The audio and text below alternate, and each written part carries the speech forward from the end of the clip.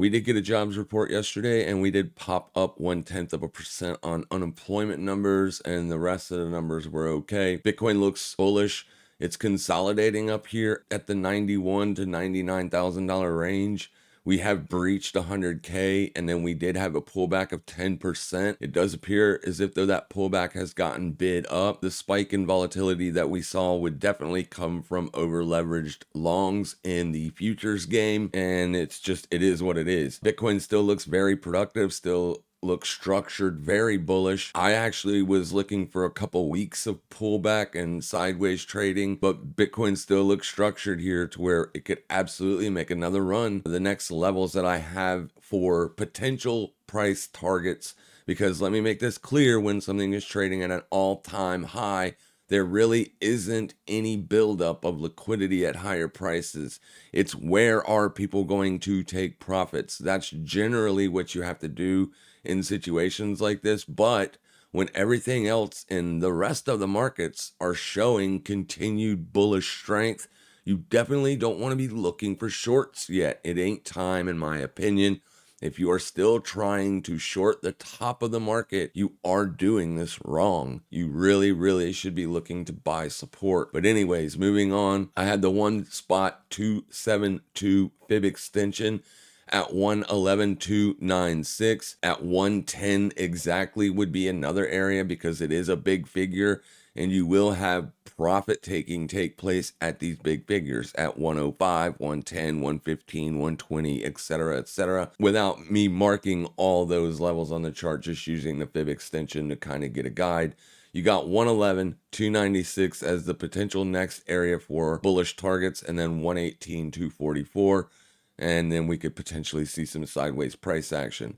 We are extremely overbought. Well, I mean, we did hit extremely overbought. We did show a little bit of bearish divergence on the RSI on the daily. You really want to look for the bearish div showing on the weekly. In my opinion, I don't think the daily is a long enough time frame to be looking for divergence, but you did get a move lower based on that divergence, and you did come all the way into the 60. The fact that it is still holding the 60 here, it could mean that Bitcoin is not done yet. Could we break down under the 60 and then run down to the 50 and then get under?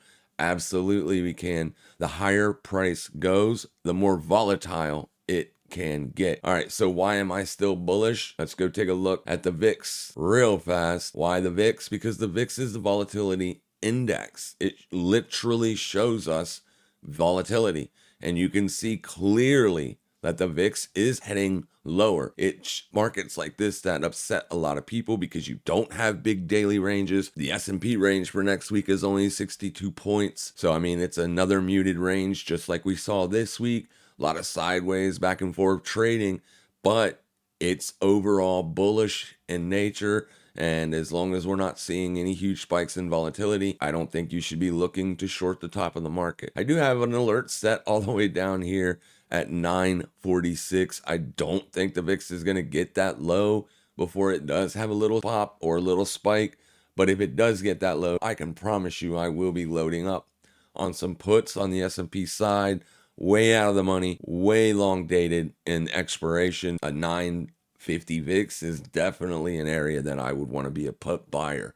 So with that being said, let's go look at the S&P 500. Your expected move for this week, 62 points. 62 points higher or 62 points lower. Now we do have a gap, an unfilled gap, coming in around $6,060 and then $6,053. So not a very wide gap there. And then a smaller gap, not a very wide gap at all. It's just a couple points. And then this massive gap down here under 5,900. I mean, the top of the gap is at 58.52. Will this be filled in the future? Maybe, maybe not. Would I be shorting the market trying to aim for this target? Absolutely not. No, I would not, because the way the VIX is structured and the way other things are structured that we are going to go over, the market is situated for a melt up until volatility kicks up a little bit or until we get some bad news. All right, so that's the S&P 500. Let's go ahead and move on into our ratios.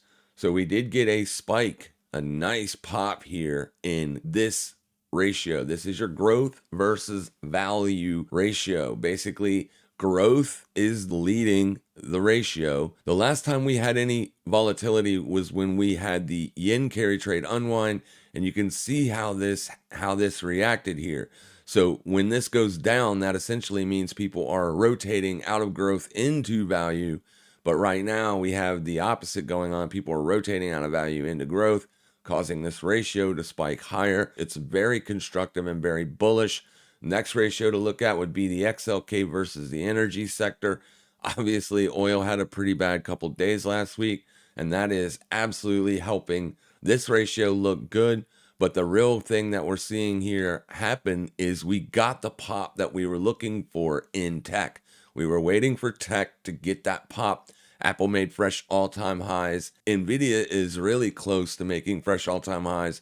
You got Meta making fresh all-time highs, and then Microsoft got the pop we were looking for last Sunday during the members-only live stream. Microsoft had more meat on the bone, so you could put on a pretty wide bullish spread there and sit in this trade for a while. Now that absolutely took off Monday. As soon as the market opened Monday, Microsoft had a big move. And then the last 4 days of the week, you can see they're just straight bullish continuation. I did not expect anything like that to take place or to happen. So I was unable to get filled in this trade. So this one has left without me. And this is going to be your all-time high here at 468-ish. When I was speaking on buying it, we were down in the 420s. So that was 40 points of potential upside on this ticker. So that's why I was telling people to look at this one instead of Apple or Nvidia. Like I said, those are already pretty close to their all-time highs. Amazon, fresh all-time highs. Google, maybe you could look to put on some risk in Google moving forward if you do get a pullback, or if you reject from this resistance here. If you are looking for bullish entries on Google, watch these last two bearish candles here. The lowest close coming in around 171.20. And then once again, Meta is all the way up there. Now, one argument could be made that AMD could be a potential buy if we can hold support. The one thing that I do not like about AMD as far as getting long this late in the year, there is only a few more weeks left in this year. Now, will it pop back above this and close up on the year? It's possible. So I am watching 144.28 like a hawk. And if we do get some daily closes above this, we will treat this the same way that we treated Walmart this week. I'm sorry, McDonald's, not Walmart. I did not trade Walmart. It was McDonald's. So basically, I posted a tweet. Here we go. This is when the tweet was made. Right in here was your perfect entry. That tweet was made here. So it closed above the 20.4 opening range. It's currently trading above weekly monthly resistance. Could be a long if it holds 296.01, which is resistance. Mind your risk. Boom.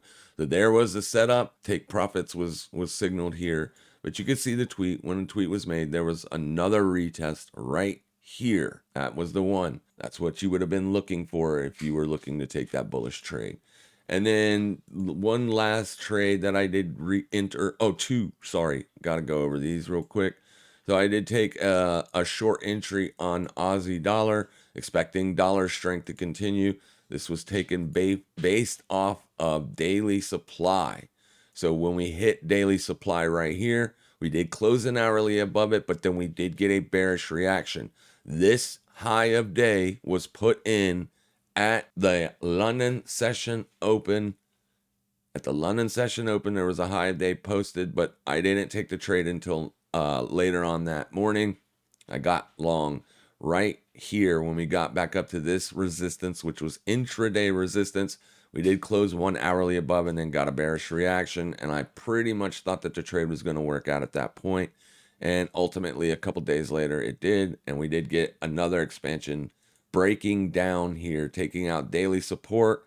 And it does look as if, though, the market is trying to come down to 63.5, which would take out this wick low that we put in back in August when we had the yen carry trade unwind. Now, this trade I was very skeptical about taking, to say the least. It was taken on this day right here. We got this nice bullish explosion above.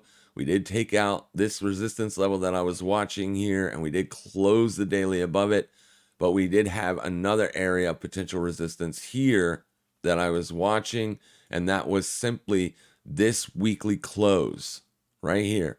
So you can see the weekly opened. We had that big bullish expansion. We came right up. We tested that weekly close, and that is essentially where I put on risk, took the short on oil, and it's starting to work out pretty good now. And I would love to see this break down here, because you can see when I stretch this chart out that it has had a lot of trouble breaking down and staying under that 66.82 level. I guess the buyers just kicked back in there, but in order for this to get any kind of move lower, we need to see price break down through here and get a pretty big expansion, and then I would probably close that trade out. But I'm very, very cautious about looking for shorts this close to this big support level down here.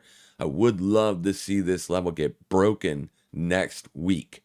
If we could break this support next week, then I will stay in that short trade and ride it out to expiration. All right, so that's pretty much it. Like I said, markets are bullish. I will let you know when I am looking for shorts. All right, we're not looking to short Bitcoin in the risk markets just yet. Nothing has changed with this job report. That's only going to strengthen the Fed's position. And as long as they're going to continue to lower interest rates, that does appear to be very bullish, or a bullish signal for the marketplace. So, like I said, nothing has changed. Everything still looks the same. Thank you guys for showing up. If you're new here, make sure you guys hit the thumbs up. Make sure you subscribe, do all that good stuff. Thank you so much for your time. Make sure you guys trade safe, trade smart, and as always, happy trading, everybody.